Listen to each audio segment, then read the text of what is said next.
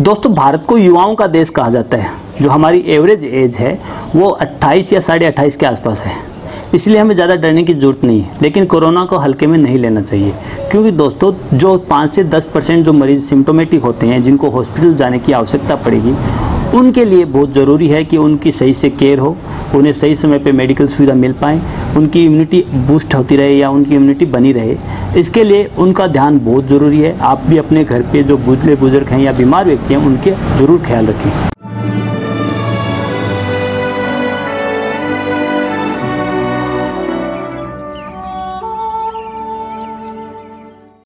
नमस्कार दोस्तों, एक आयुर्वेदा में आपका स्वागत है। दोस्तों, आज मैं आपके लिए लेके आया हूँ रोग प्रतिरोधक क्षमता बढ़ाने के लिए बेहतरीन काढ़ा, जिसका प्रयोग करके आप अपनी इम्यूनिटी पावर को बूस्ट कर सकते हैं और जो भी महामारी आज चल रही है उससे अपने आप को, अपने परिवार को, अपने रिश्तेदारों को बचा सकते हैं। तो दोस्तों, ये नॉर्मल सी औषधियाँ हैं जो कि आमतौर पे आप इनमें आधी से ज़्यादा तो आप वैसे ही जानते हैं, और एक दो औषधियाँ जो आपको थोड़ी सी मुश्किल होगी, लेकिन आज मैं आपको इसकी पहचान करा दूंगा। आप अपने घर पे ये काढ़ा जरूर रखें और इसका इस्तेमाल अपने परिवारजनों को जरूर कराएं। बहुत ही बेहतरीन काढ़ा है और बहुत ही असरदारक है। जो एसिम्टोमेटिक पॉजिटिव पेशेंट है उनको भी ये पिला के देखा गया, उन पे बहुत अच्छा रिजल्ट मिला है। भारत सरकार की जो आयुष मंत्रालय है उसकी गाइडलाइन में भी इसको शामिल किया गया है। इससे पहले हमने इस पे एक वीडियो बनाया था जो 2 फरवरी को हमने यूट्यूब पे डाला गया है, आप जाके उसको देख सकते हैं। उसमें भी एज इट इज़ हमने यही चीज़ बताई है और भारत सरकार ने भी इसको, आयुष मंत्रालय ने भी इसको मान्यता दी है। दोस्तों, कोरोना के बारे में किसी को बताने की ज़रूरत नहीं है, क्योंकि मीडिया वालों ने पहले भी इतना कुछ बता दिया है कि लोग बहुत ज़्यादा हाइपर हो गए हैं। यानी जितना हमें कुछ चीज़ के बारे में जानकारी चाहिए उससे ज़्यादा हम उसके बारे में जानने लगे हैं। एक RNA वायरस है और इसी तरह के कई वायरस पृथ्वी पर पहले से भी हैं जो कि इंसान को बीमार करते आए हैं, करते रहेंगे, और हमारे लिए कुछ वायरस लाभदायक भी होते हैं। तो हम उसको मिटा नहीं सकते, कहीं से भी उसको कोई नुकसान नहीं पहुंचा सकते, बस अपने आप को बचा सकते हैं। और अपने आप को बचाने का सबसे अच्छा तरीका है कि आप अपनी इम्यूनिटी पावर को बूस्ट कर दें, यानी अपने जो रोग से लड़ने की जो क्षमता है वो बढ़ा लें।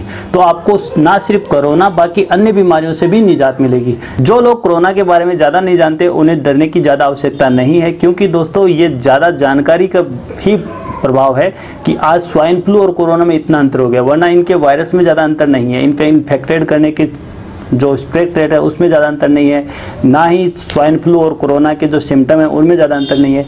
लेकिन जिस तरह से मीडिया ने इसको इतना अच्छे से प्रेजेंट किया है, मेन जो प्रॉब्लम है वो वहीं पे है। तो आपको करना कुछ नहीं है, आपको बचाव करना है, अपने आप को बचाना है, अपने परिवार को बचाना है, और उसके लिए इस काढ़े का प्रयोग करते रहना है। तो काढ़ा आप घर पे बना सकते हैं और बना के इसका प्रयोग कर सकते हैं। अगर इनमें से 1-2 औषधि आपको नहीं भी मिले तो भी कोई ज़रूरत नहीं है, जितनी मिले ज़्यादा से ज़्यादा मिल पाए उतनी इकट्ठा कीजिए, उनको बराबर मात्रा मिलाइए और इस काढ़े का सेवन करते रहिए।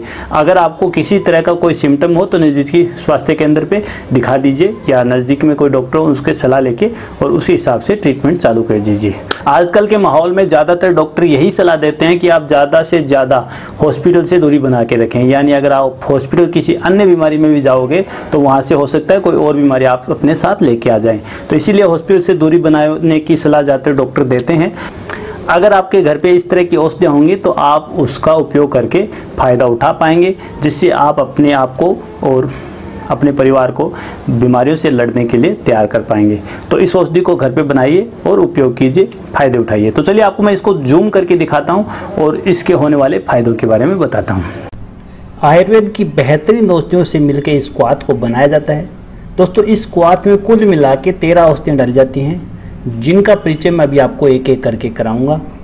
इन औषधियों की विशेषता ये होती है कि ये ज़्यादा गर्म भी नहीं होता और ज़्यादा ठंडा भी नहीं होता।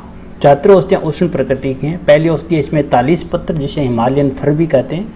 इसके अलावा अगली औषधि है मुलेठी, जिसे यष्टि मधु और मधुष्टि नाम से भी जाना जाता है, मुलेठी भी कहा जाता है। इसके अलावा वासा, जिसे अड़ूसा कहा जाता है। अगली औषधि है भारंगी, जो कि श्वास काश के लिए बहुत ही बेहतरीन औषधि है। इसके अलावा हल्दी का प्रयोग इसमें किया जाता है, जो कि एंटीसेप्टिक एंटीबायोटिक औषधि है। लौंग का प्रयोग इसमें किया जाता है, जो कि श्वास काश के लिए बहुत बेहतरीन है। काली मिर्च का प्रयोग किया जाता है। छोटी पीपल यानी पाइपर लौंगम इसमें डाली जाती है। सौंठ यानी अदरक का सूखा हुआ रूप, ये तीनों औषधि त्रिकुटों में आती हैं। इसके अलावा तुलसी पंचांग यानी तुलसी को जड़ सहित पेड़ को उखाड़ के सुखा के यूज किया जाता है। गिलोय यानी टिनोस्पोरा कार्डिफोलिया, कंटकारी से रिंगणी, कटेरी, दुष्ट स्पर्शा भी कहती हैं। दोस्तों, ये ताज़ा आराम से आसपास मिल जाती है तो इसको उपाड़ के सुखा लें, फिर इसका प्रयोग करें। इसके अलावा जो अगली औषधि है वो है चिरायता। दोस्तों चिरायता, इसमें नेपाली चिरायते का प्रयोग अगर आप करते हैं तो ये औषधि के लिए बेहतरीन रहता है। नेपाली चिरायता यानी हिमालय चिरायता ज़्यादा गुणकारी पाया जाता है, तो इसमें हमने वही उपयोग किया है और फिर इसको निर्माण किया है। दोस्तों इसका निर्माण करना बहुत ही आसान है। निर्माण करने के लिए सभी औषधियों को बराबर मात्रा में लेके मोटा दरदरा कूट लें, यानी यव कूट कर लें।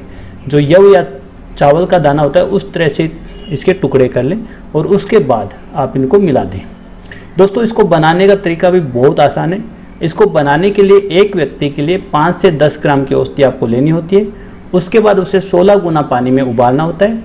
जब पानी चौथाई भाग शेष रह जाए, यानी 40 ml शेष रह जाए, वैस की मात्रा बता रहा हूँ, 40 ml शेष रह जाए, उसमें छान के चाय की तरह गरम गरम इसको सेवन करना होता है। ये औषधि आप सुबह शाम भी सेवन कर सकते हैं। अगर आप बचाव के लिए उपयोग करें तो दिन में एक बार चाय की जगह इसका उपयोग जरूर करें। दोस्तों इससे चाय की आदत भी छूट जाती है। अगर आप इस औषधि को नियंत्रित सेवन करते हैं तो आपकी चाय की आदत धीरे धीरे छूट जाती है और इस औषधि में आपको एक ज़बरदस्त फ़ायदा मिलने लग जाता है। दोस्तों इस औषधि की खास बात यह है कि इसे बनाना भी बहुत आसान है और इसके जो फ़ायदे हैं वो बहुत ही बेहतरीन हैं।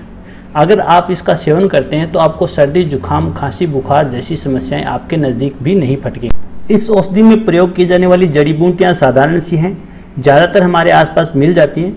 जो औषधि हमारे आसपास मिल जाए उसको ताज़ा लीजिए, उसको लाइए, छाँव में सुखाइए और सूख जाने के बाद उसका उपयोग कीजिए। इस तरह से दोस्तों आप इसको घर पे बना के प्रयोग कर सकते हैं। हमारे बहुत से सब्सक्राइबर हमसे संपर्क करना चाहते हैं, वो हमारे नंबर मांगते हैं, तो उनके लिए बता देना चाहता हूँ कि अगर आप हमसे संपर्क करना चाहें तो आप सीधे ही हमसे संपर्क कर सकते हैं। आप गूगल पे जाके हमारी वेबसाइट पे जाइए, तो आप गूगल पे सर्च कीजिए akayurveda.com, यानी www.akayurveda.com। अगर आप ये सर्च करेंगे तो आप हमारी वेबसाइट पे पहुंच जाएंगे। वहां से आप हमारे व्हाट्सएप नंबर पे व्हाट्सएप द्वारा सीधे संपर्क में आ सकते हैं। वहाँ पे एक आपको ऑप्शन मिलेगा जिसमें आप व्हाट्सएप पे अपनी समस्या लिख के उसको आप हमारे पास भेज दीजिए। यथासंभव हम आपकी समस्या का जवाब देके आपको संतुष्ट करेंगे। तो इस तरह से आप हमसे जुड़ सकते हैं। दोस्तों इस औषधि को घर पे बना के अगर आप प्रयोग करते हैं तो आपको बहुत अच्छे फ़ायदे मिलेंगे। सर्दियों के लिए अपने आप को तैयार करने के लिए इस औषधि को बना लीजिए और इसको घर पे रखिए। आपके प्राथमिक उपचार की तरह यह औषधि आपके काम आएगी, जिसका प्रयोग करके आप फ़ायदा उठा सकते हैं। अपने मित्र और रिश्तेदारों को भी इसका सेवन करा सकते हैं, वो भी इसका फ़ायदा उठा लेंगे। तो दोस्तों ये सिंपल सी औषधि है जिसके प्रयोग बहुत ही ज़बरदस्त हैं। आप इसको खाज, खुजली, खून की खराबी में प्रयोग करके फ़ायदा उठा सकते हैं। तो इसको बनाइए और इसका उपयोग कीजिए। दोस्तों कोरोना को हल्के में मत लीजिए। अपने बचाव के लिए रोग प्रतिरोधक काढ़ा जरूर पीते रहें। और पहले आप रस्सी को सांप समझ रहे थे और अब सांप को भी रस्सी समझ रहे हैं, यानी कि जब हमारे से वो बहुत दूर था तो हमने बहुत ज़्यादा उसके बचाव में जो प्रिकॉशन हमें रखने चाहिए थे वो रखे थे, लेकिन जब वो हमारे अब नज़दीक आ गए, यानी जो केस हैं वो हमारे घर के आसपास ही मिलने लगे हैं, तो हम बहुत ही लापरवाह, बेपरवाह हो गए हैं। तो इतना मत कीजिए। अपने आप को बचाइए, अपने परिवार को बचाइए और अपनी इम्यूनिटी को बूस्ट करके रखिए, ताकि ये जो टाइम है वो ऐसे ही गुजर जाए। लगभग इस सर्दी आपको अपने आप को ज़रूर बचाना है, क्योंकि अगर आप इसमें इन्फेक्टेड हो गए तो आपको अकेले हॉस्पिटल में रहना अच्छा नहीं लगेगा।